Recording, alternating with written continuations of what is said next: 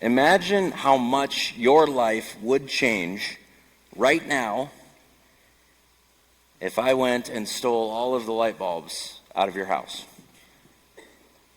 from your car, from your place of work.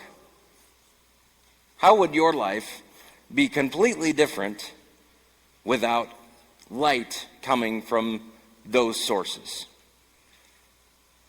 I say, some people say, well, I'd be good with candles, right? But it would change your life dramatically to have to use a candle rather than a light bulb, right? It would change the way your entire life would function, really, just because we would remove that. In the same way,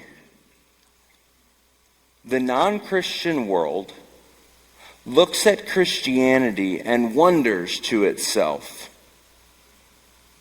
what does Christianity really have to offer the world? What does it really have to give to the world? And would life really be that different without Christianity in the world? In fact, the conversation in our culture today is that not only would it not make much of a difference if all of a sudden Christianity was removed, but many would say that it would be better for society if Christianity completely was removed. Now, I'm convinced that the unbelieving world does not fully understand what would really happen if Christianity and its influence and its results were actually removed from this world. That is not a world that any of us would really want to live in. And we would see all the more the influence that Christianity has actually had in our society. But just as jarring as it would be to remove every light bulb in your life, that is the picture of how integral and important and necessary you are as a believer in Jesus Christ in this world. I know the way a lot of you think because it's the way I think. I'm small, I'm insignificant. What difference can I really make in this big old world that there is? Do I really matter that much? Does my witness for Jesus Christ really make that much of a difference? And I want you to think about it. Because even when one light in your house is burnt out, right? You notice it. It bothers you. It irritates you until you change that light bulb. Your influence in this world is a lot bigger than you think it is. It really is. You as a believer in Jesus Christ, you and your family loving Christ well, you as a single person doing all that you can to shine, us as a church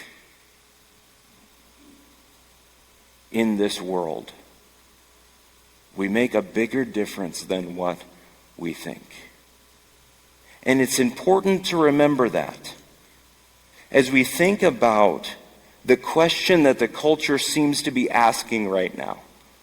Because Christianity and its, can be seen as, right, use the words that our culture sometimes uses about us. Toxic, right? Poisonous, right?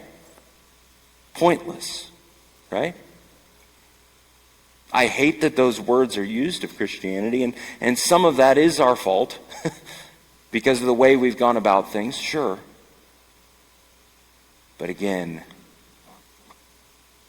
just like the reality of what would happen if all of these lights in this room were all of a sudden gone, you make more of a difference in this world than you realize. And you and I both know that you can make more of a difference than what you're currently making, right? So don't underestimate what God is already doing through you. Don't get discouraged. But we also all have a ways to go as individuals, families, churches, as we think about what we're called to do. I've decided something. I didn't really ask for permission, but I decided something. We're going to continue in the Sermon on the Mount. Everybody okay with that? All right. Well, that's as close as a vote as I'm going to take. Because I think if we can focus in on the sermon that Jesus gave, I think that's going to be helpful for us, right? And the transition that we make today is the understanding that we've been talking about what it is to be blessed, truly blessed, to have our understanding flipped from upside down to right side up, and to all the world that looks upside down. And we're looking at what it is to be blessed, truly happy, truly content in being the kind of people that God wants us to be.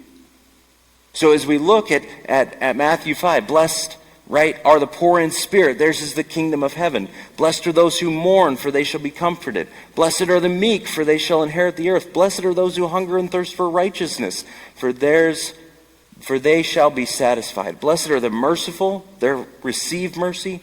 Blessed are the pure in heart, for they shall see God. Blessed are the peacemakers, for they shall be called sons of God. Blessed are those who are persecuted for righteousness' sake. Theirs is the kingdom of heaven.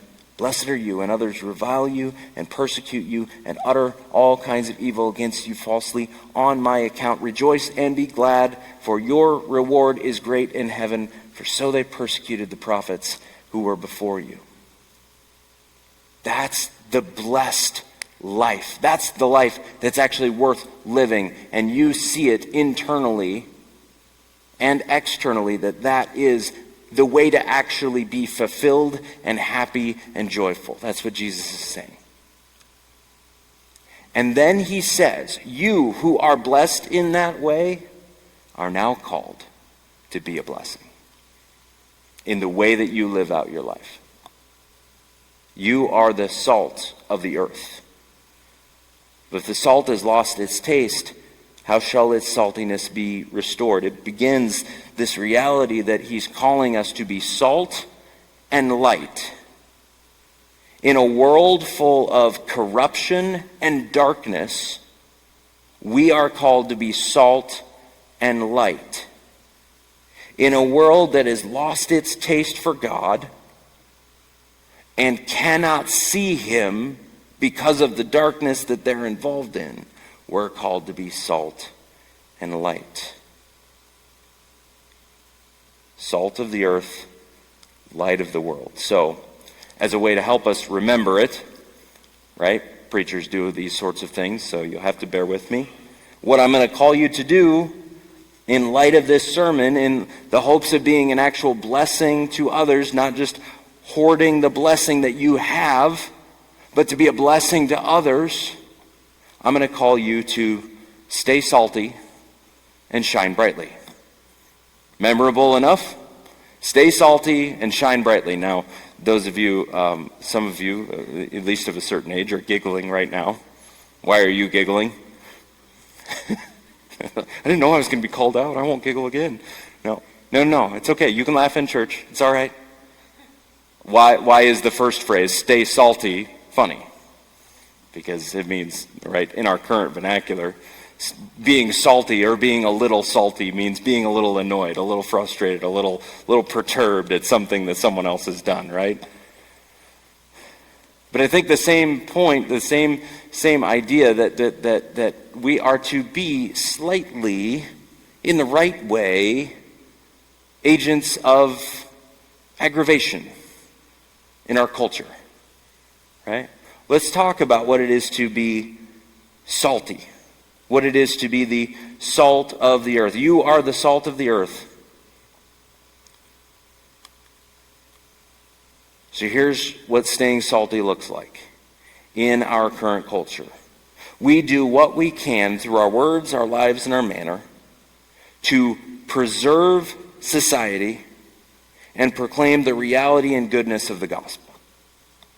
That's what it is to be salty, to be the salt of the earth. We do what we can through our words, our lives, our manner to preserve society and proclaim the reality and goodness of the gospel. Notice it says, you are the salt of the earth. You that I talked about earlier, that were blessed, you are the salt of the earth. You are the salt of the earth, as if that's the main salt that there's going to be. You are the salt of, you are not a salt of the earth. You are not to assault the earth, right? You are the salt of the earth. You are God's actual primary way by which society is preserved and the taste truly of who God is in the gospel is shown to the world. Now, this would have, I think, brought up a mindset, a phrase potentially in the original hearers. They would have known what it was to salt the earth, right? Which is what a king who has come in and conquered or king that was coming in and wanting to conquer, right, would do to the enemy's field so that they would be ruined, right? That's why, tossed out on the ground, right? The only purpose that served is to wreck everything, right? And further debilitate your enemy, right? That is not the phrase in mind here, right? And we need to push back on ourselves a little bit as believers, because sometimes we get a little close to that. We have enemies. We don't want them to succeed. They're ruining God's purposes in the world, and so we're going to salt their earth and ruin their chances, and right? But that has no place in light of what we've just read in Matthew. But instead, we got to think about, if we are the salt of the earth, and it says you don't want to be salt that's lost its saltiness. What would that look like? What would that mean? To be salt that has lost its saltiness. Well, right? You ever play the trick on your friend at the restaurant?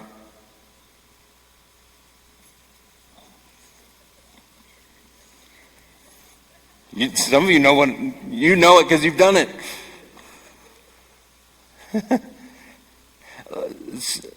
Salt loses its primary purpose when there's an inordinate amount of it, and that cap spills off, right? It actually does not accomplish its purpose to bring out the flavor of the food when it is used in a wrong way.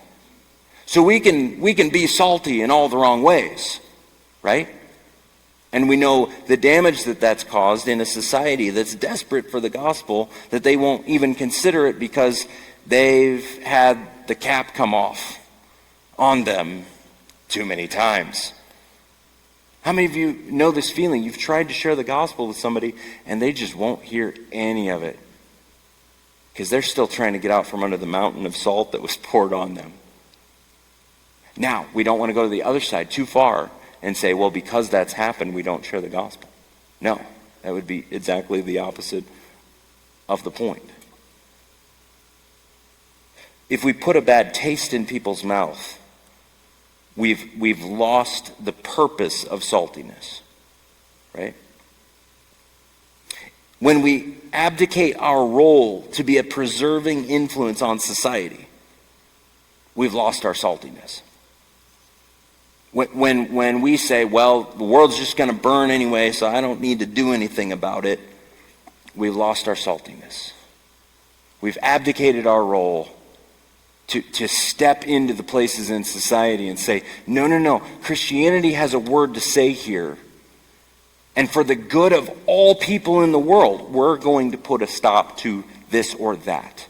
Or we are going to begin this or that. Right? You see how that's how we don't lose our saltiness? We lose our saltiness when our lives are indistinguishable from everyone else in the world. Do you see how we lose our saltiness in that regard? We're not bringing out the God flavors of this world when we live that way. We do not preserve or keep the fallenness of the world from becoming such that it ruins people when we live like that. So this call, right? If salt has lost its taste, how shall its saltiness be restored? When salt loses its saltiness, which is actually, it would leach out and whatever and not really be good for much of anything. The question that's being asked is if Christians are not actually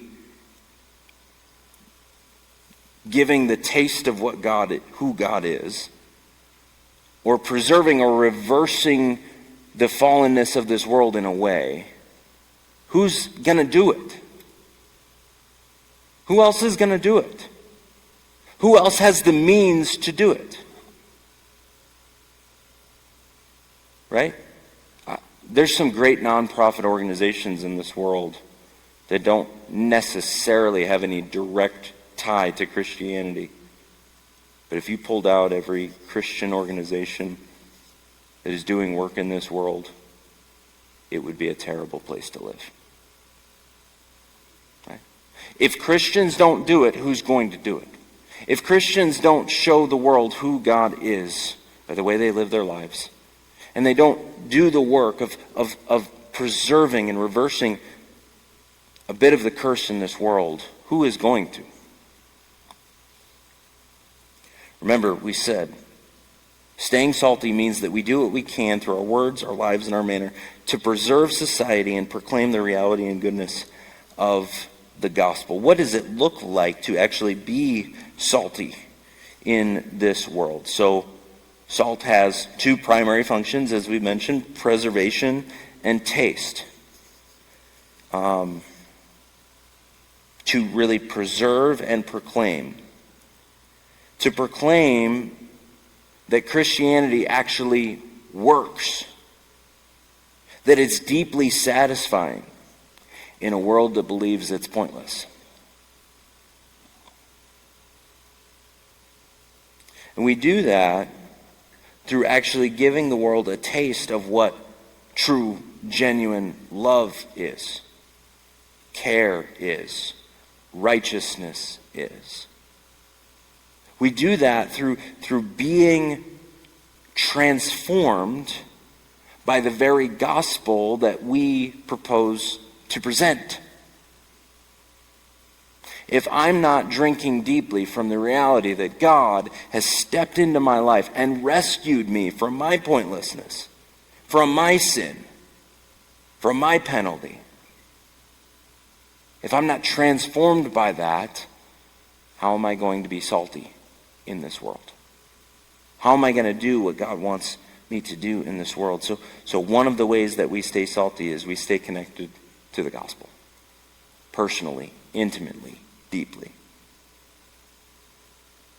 But we take that foundation and we help people to see that there's purpose beyond this world. We help them to see that really the only life that's truly satisfying, that actually tastes good, is a life where people are rightly related with their Creator, brought back into relationship with Him.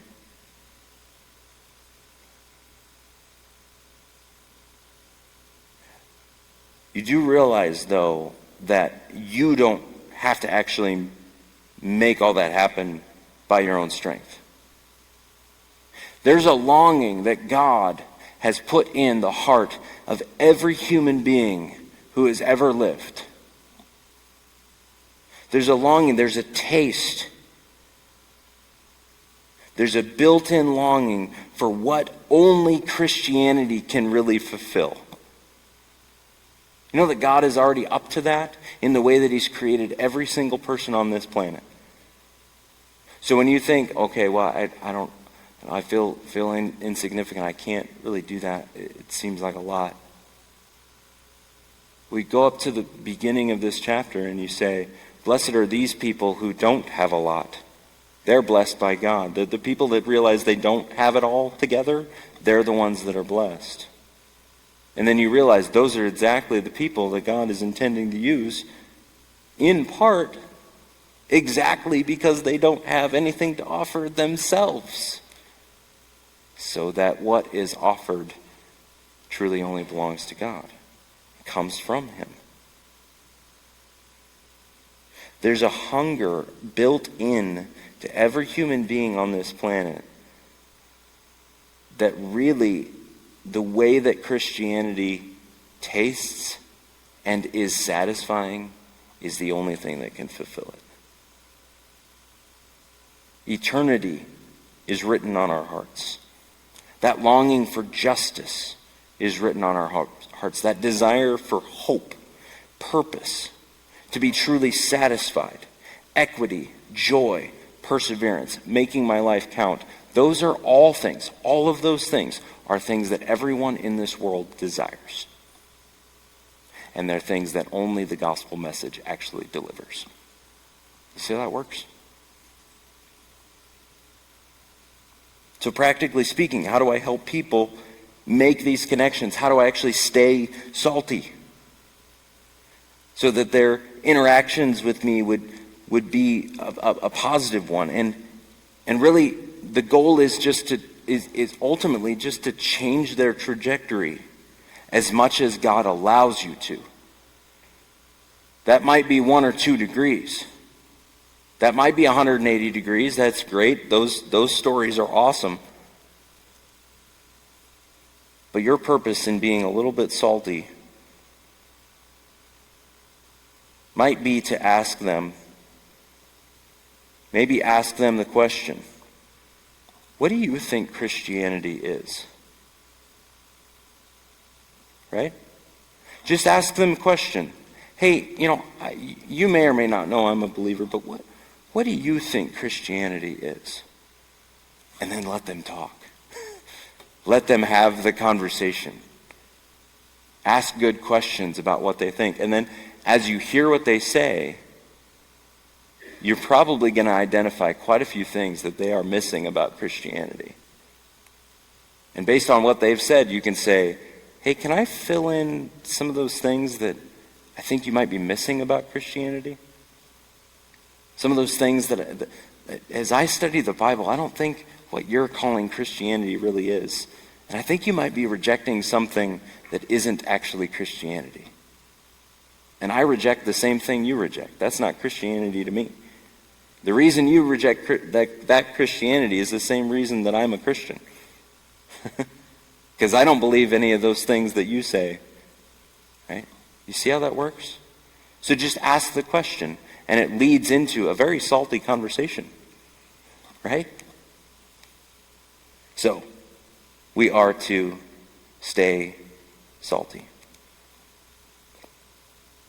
Verse 14.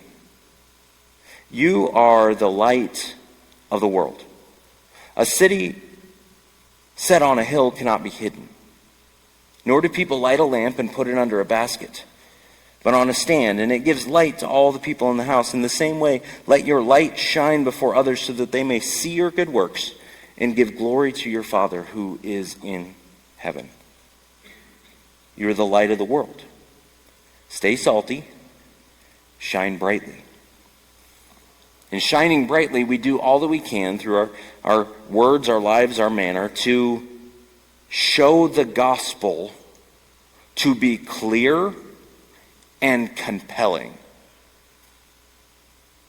That's what you have to do.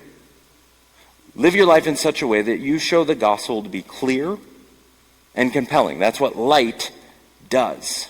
Light does many, many things, but it does at least that. The assumption that Jesus makes, and he's always right in his assumptions, is that the world is a dark place in need of light. We can all agree with that, right? We don't have to fight Jesus on that one. Wouldn't go well if he did. But the world is a dark, dark place. We can go through and explain the reasons why and think through why. But the world is a dark, dark place. Again, notice, you are the light of the world. Jesus already came into this world as the light of the world, and now he has returned to the Father's side. And he says to his gathered followers there, the crowd that's there and those that would eventually end up following him, you are the light of the world.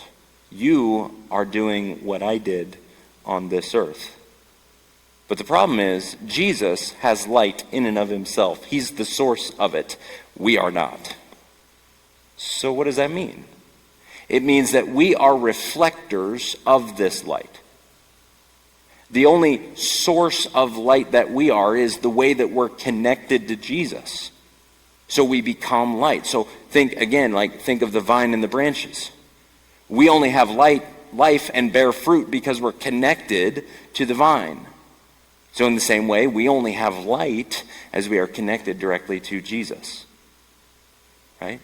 And that shines from us, out of us, whether you want to see it as reflecting off of us or he's the source and we project light because he's the source. However you want to see it, God has decided that we are the primary means by which light is seen and recognized in this world. This book, right, is also called the light. But for almost every unbeliever in the world, it stays shut. Right? You coming into someone's life opens the puppy up. Right? It shows them that there could be a light in this darkness, in this coldness, in this hopelessness, in this frustration, in all of those ways. The point that Jesus starts to make, though, is that you're the light of the world. A city on a hill cannot be hidden. People don't light a lamp and put it under a basket. They put it on a stand. It gives light to everyone in the house. In the same way, you should let your light shine before others, that they might see your good works and give glory to your Father who is in heaven. The reality is, the challenge is, the thing that Jesus assumes our temptation is going to be is to A, not be salty, but B, hide our light. That's the assumption he makes by the way that he talks about this. How do we hide our light? Light is pointless if it's hidden. It doesn't do anything.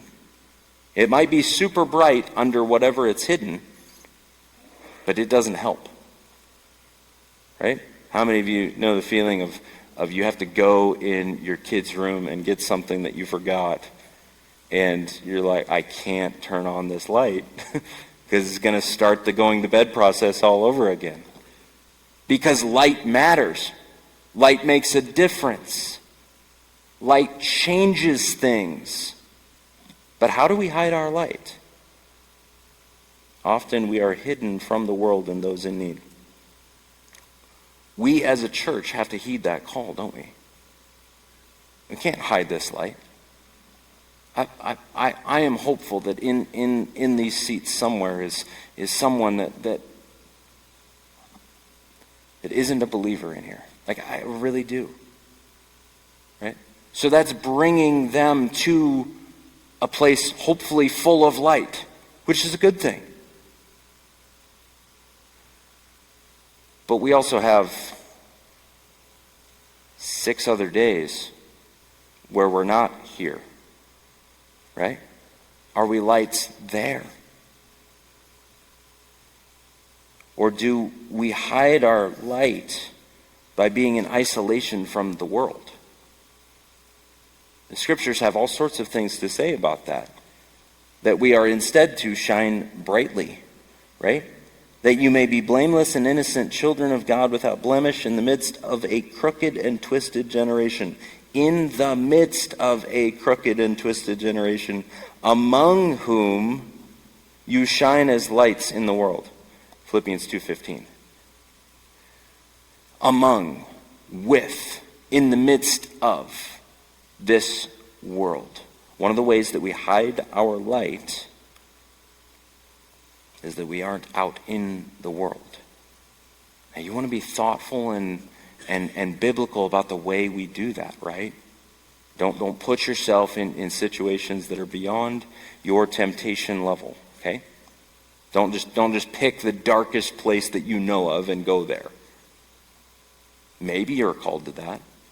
Then you get backup and people around you, right? But if we're not out and in and with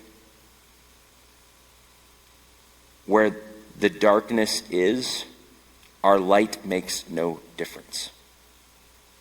You can be as theologically accurate as you want to be, but your light makes zero difference. Because it's hidden. Because it's not out where the light needs to shine. It's not out where the darkness is. And I'm not proposing anything here. I'm not trying to say anything. As we think through the future of our church, we want to think through how do we, as a body, how do we do outreach and how do we do all those things? We'll talk about that as we continue to move forward. But you see what I'm saying? Is at the core, we need to make sure that our light is not in any way hidden because of all the reasons that we would be tempted to hide it. Our light can be hidden by hypocrisy. Our light can be hidden by infighting. Our light can be hidden because of lack of clarity. Our light can be hidden because of lack of courage or trust in the Lord. Our light can be hidden because of fear of rejection or loss. But what we really need to do is replace our fear of getting rejected and unliked for representing God's kingdom with a right and good fear of being ineffective and useless for the kingdom.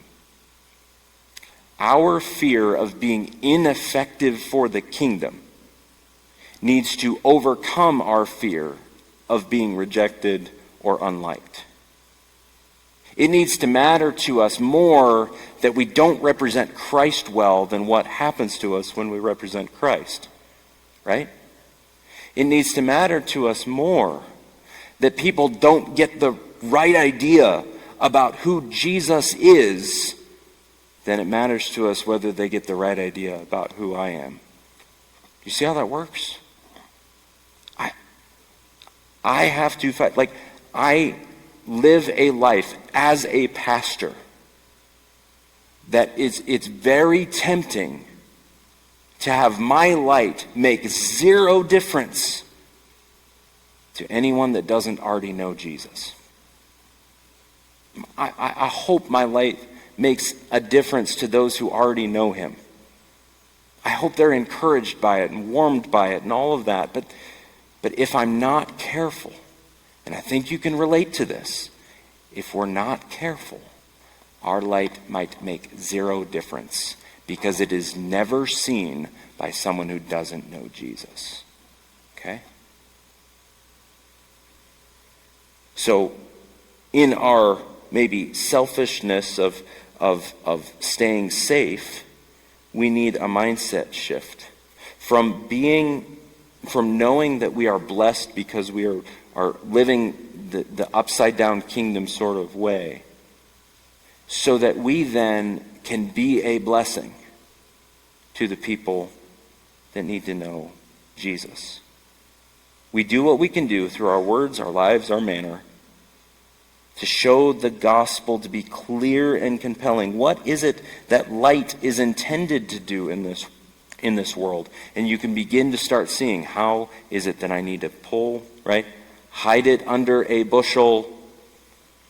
Oh, come on, better than that. Hide it under a bushel. No, I'm going to let it shine. What bushel you need to get rid of? Okay? This is my light hiding bushel basket, or however you want to look at it. I shouldn't have one of those. I should have that which puts it on a stand, sets it on a hill, so that it shines, so it gives light to all in the house, all in the world. How is light intended to work? Well, it brings clarity. We are to bring a clear vision of what is actually true to the world. Right? That's where our question that we might ask people again. What do you think Christianity is? Do you see how then you have the ability to shine some light and bring some clarity as to what Christianity really is? Light brings the kind of vision that you need for consistency and coherence. Christianity, I believe, is the only worldview that makes sense out of the world we actually have, right? All the other worldviews attempt to make full and coherent and complete sense of the world that everyone is living in. And I think they all fall woefully short in actually giving a right and true picture of what is really going on in our world. Light is also compelling. When something is bright and well lit, it's compelling. You're drawn to it. You're drawn to focus on it. You're drawn to see it. Light also brings conviction.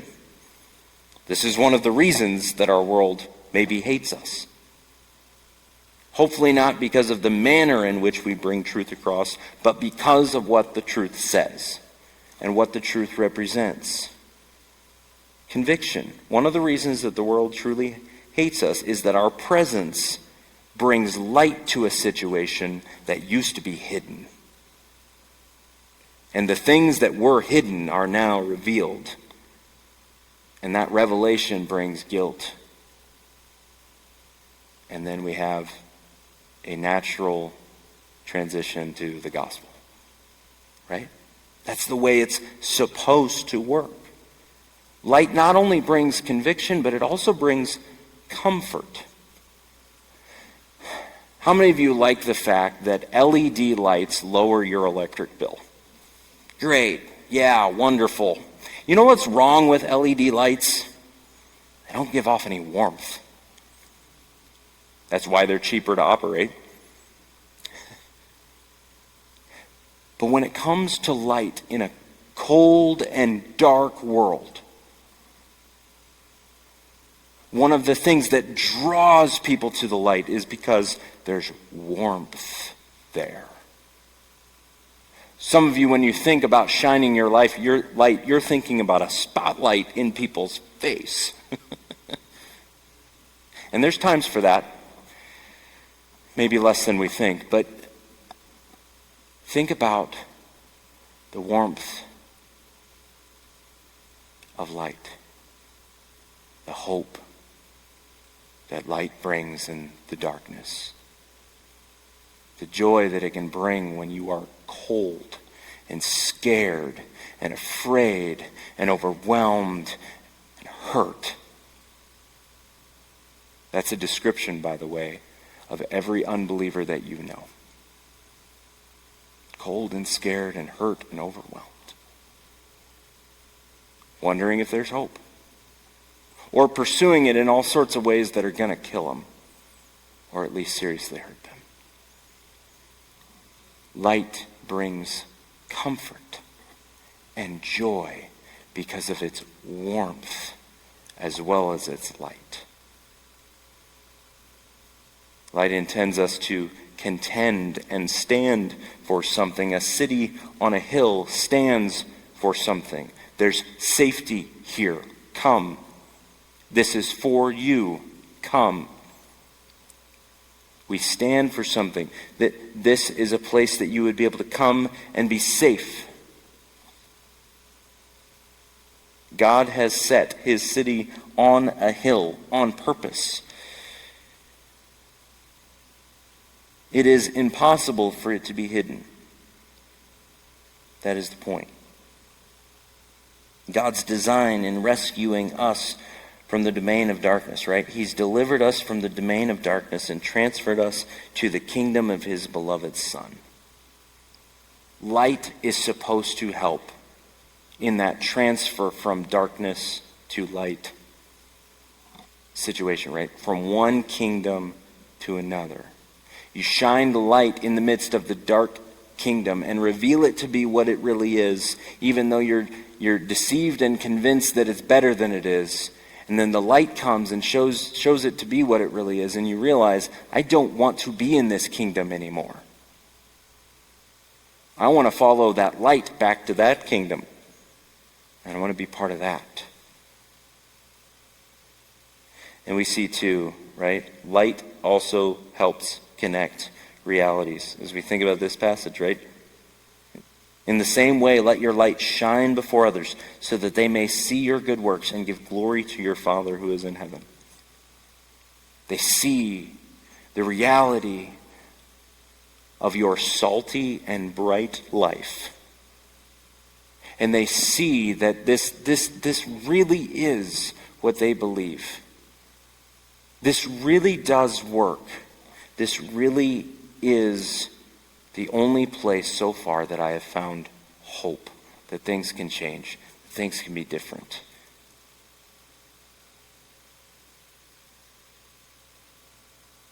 They see your good works and give glory to your Father in heaven.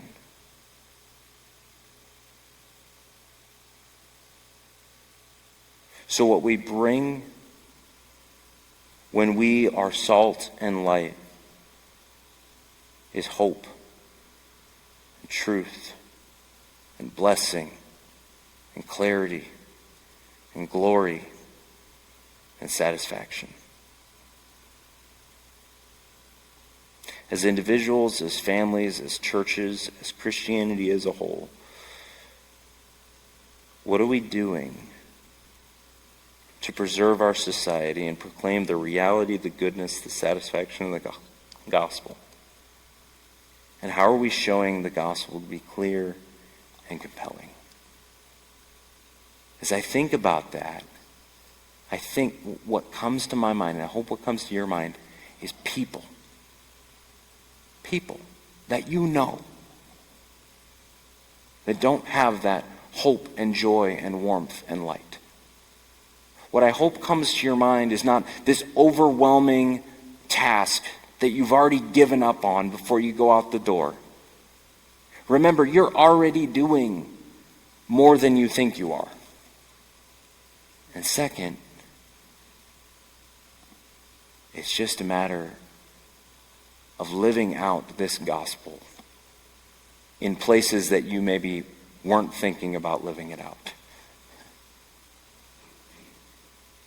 And as you think of those people that you need to be salt and light to, I hope you start seeing the next steps. And if you don't, I'm gonna pray here. I'm gonna invite our worship team to come up. And as we pray, I want you to wrestle through, in what ways am I hiding or obscuring who I'm really supposed to be? Do I know people that don't have the light? Do I have interactions with them? But then, secondly, ask God what your next step is in being salt and light. Let's pray. God, we ask you to be at work in our hearts. We are so thankful that everything that we need to be salt and light, you have already given to us. It's already ours. And so it's a matter of taking that to places that need salt and need light. need taste and need the warmth and reality and clarity of the gospel. I thank you for my friends here, because I know their willingness to do this. I'm so thankful. But I pray that as we sing this song, as we think about this, as we reflect upon it, that you would put in each of us an understanding of what our next step is. What it is that we need to do to be salt or light in our world right now. Do that all for your glory and for our good. In Jesus' name, amen.